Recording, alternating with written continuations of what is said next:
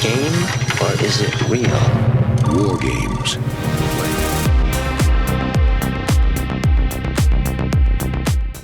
Hey guys, welcome back to the channel, and today we're going to be talking about Shout Factory's newest release, WarGames, on 4K Ultra HD Blu-ray. But before we do that, if you guys are into 4K reviews, movie reviews, some tech and some video game stuff along the way, then please consider subscribing because we do all that here. So WarGames was originally released in 1983, directed by John Badham. So again, this is a first time watch for me. John's seen this movie before, so he let me grab the reins on this one and grab the 4K. You know, I actually had a really great time. I really enjoyed this one. I thought this was a great movie. I think if I was a child, or if I seen this as a child, I would have really enjoyed it a lot more because it's kind of like a, you know, he's not a kid, but he's a teenager. The lead is Matthew Broderick, most notably known as Ferris Bueller.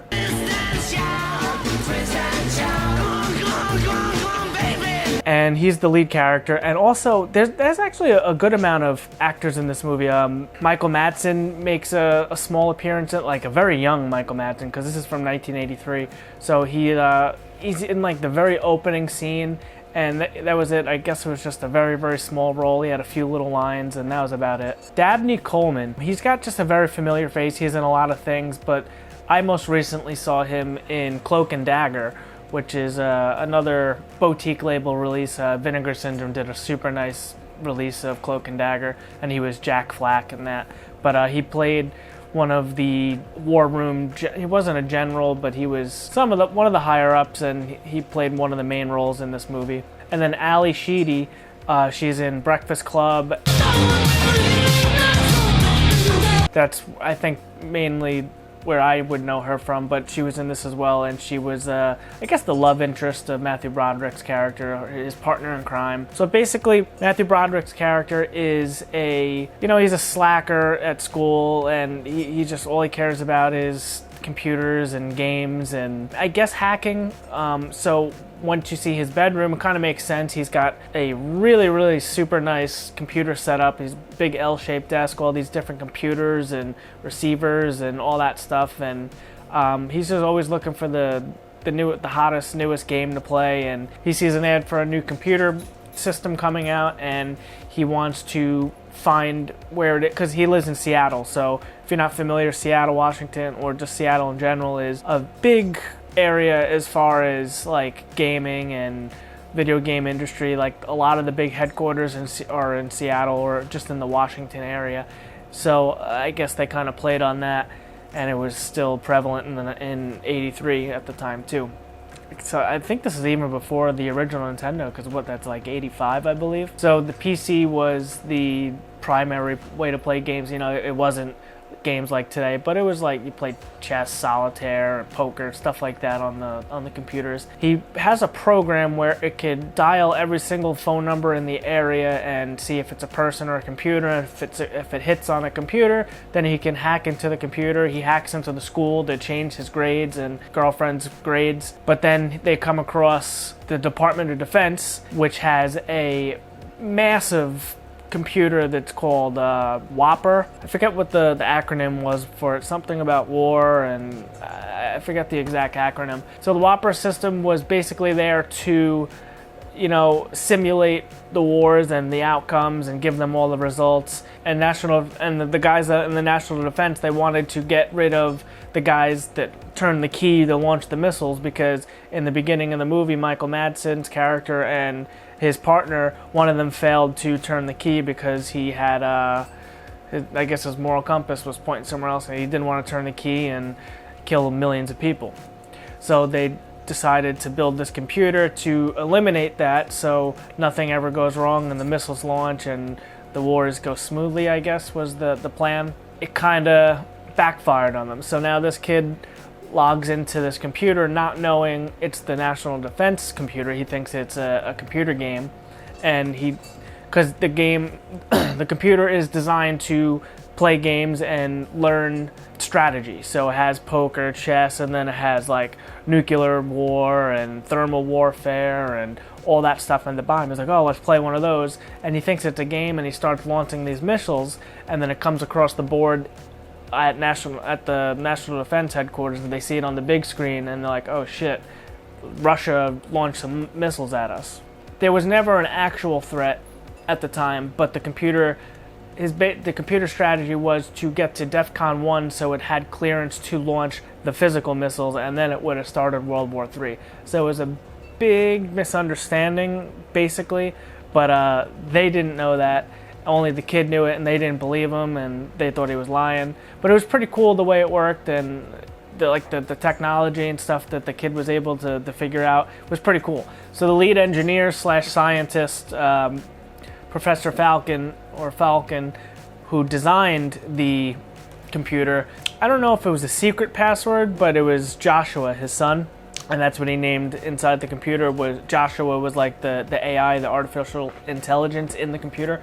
So it was playing this game, and no one could cancel it. It had to finish, it had to see it out.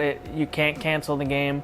And so they basically had to outsmart the computer. Because if this computer game actually played out, it would have started a nuclear war. And that would have been bad for everybody. But overall, it was a really fun ride. They call it a fast-paced cyber thriller. Maybe. But, you know, it was a fun ride. I enjoyed the story. I was intrigued in the story. I was hooked. I wanted to see where it was going. So the runtime is approximately 113 minutes, so this is almost 2 hours long. So I think it's a tad bit on the long side, but you know, I wasn't really bored at all throughout the movie. In the beginning, I was like, oh, where's this going? And then I finally understood what was going on, and I ended up really enjoying this. I had a great time with it. Definitely going to go into the rotation. I did enjoy this movie, especially for a first-time watch.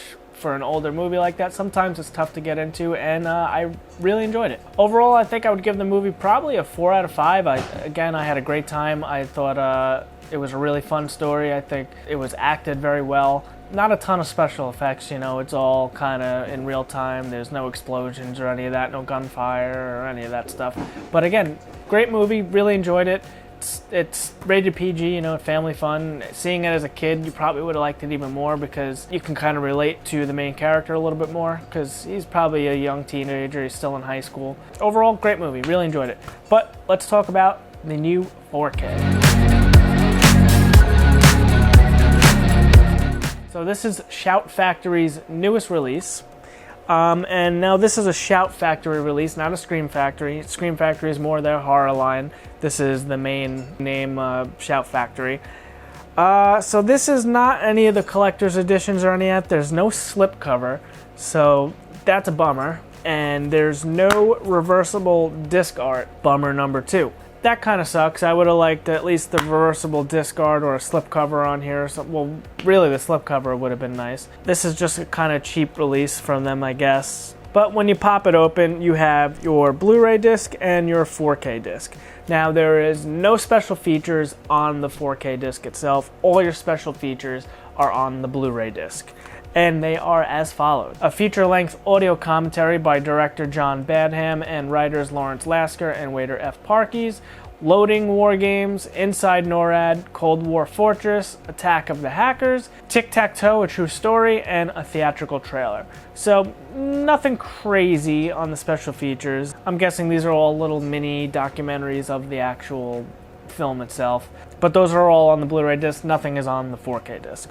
Visual quality. I think Shout Factory really nailed it with this one. I think it looked really good. I do not have an old Blu-ray to compare it to, so I wasn't able to compare it to an older Blu-ray, but visually I thought it looked very, very good. You know, it had a little bit of film grain still there, so you could tell it was filmed on film, it's an older movie, but they didn't really wipe away the film grain, and the resolution was turned way up. It looked really, really good. Again, I like to go down the checklist. The skin tones looked great. There was one scene that specifically stood out to me, and it doesn't, you know, it wasn't any significance, but there's a scene where he thumbs a ride, or I don't even know if he was in the, yeah, I think he did. He thumbed a ride in an 18-wheeler, so this guy pulls up in a big Kenworth tractor trailer, and it's like candy apple red, and they're in like the desert, and it looked really, really good. The scene was very, very clear. The paint on that truck just really very vibrant. It looked fantastic. And then just overall, the movie itself looked fantastic. I think they did a really good job cleaning this one up, and giving us a really nice 4K image. It is in Dolby Vision, and there's not a ton of dark scenes. There is actually one light scene I actually thought looked a little too bright. It was a bit blown out. I think the camera was inside and it was facing out into a doorway. I think it was when they were like walking into a house or something, and everything behind them was almost just white. There was like no color to it. But that was like the only notable scene that I really noticed that didn't look fantastic. Everything else I thought looked really, really good. Again, there's not really any special effects in this movie that the 4K would hurt, so nothing to worry about there. So overall visuals, I'm going to give this a 4 out of 5 on visuals. I thought it looked great. Except for that one scene that would probably be the only negative I have to say about it.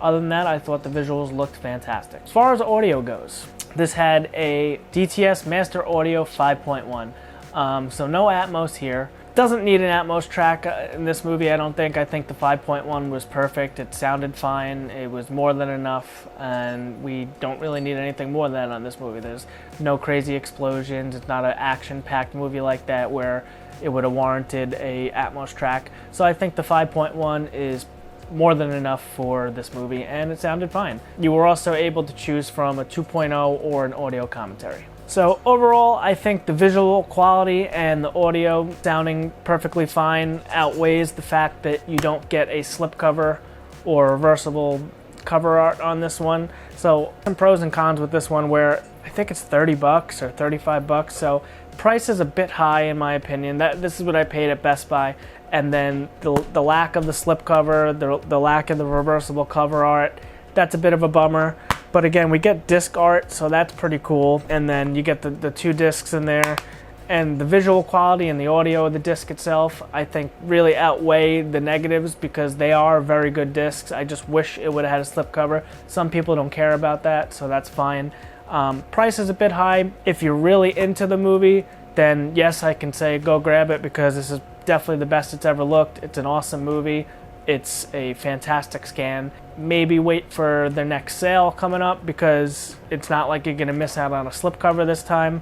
It's up to you. If you're a huge fan of the movie, I say go grab it. If not, wait for a sale because it's a bare bones package and you're not going to lose anything from not buying it day one. So I'm going to give this one an overall release, I think a 7 out of 10, only because I think the price is high.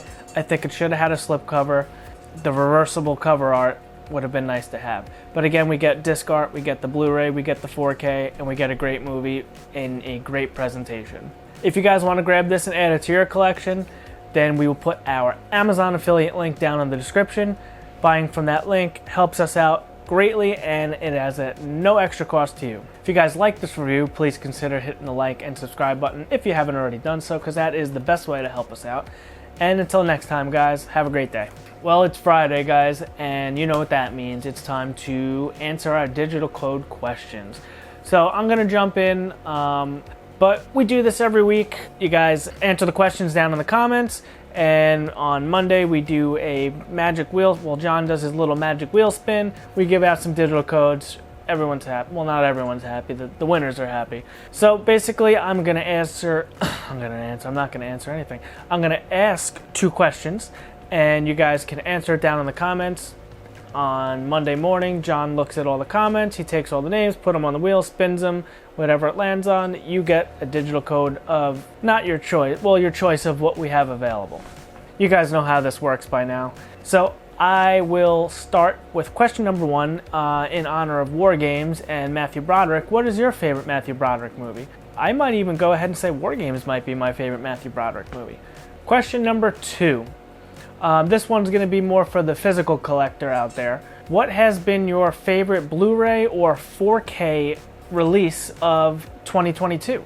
We had some great releases like Top Gun Maverick. All the boutique labels have been putting out some great stuff, and we've just been getting some great 4K discs this year. So what has been your favorite, or what do you think has been the best of 2022? So answer any of those or both down in the comments and get entered to win our digital code giveaway. We can't wait to talk to you down in the comments about the questions, and we'll see you guys on Monday for the winner.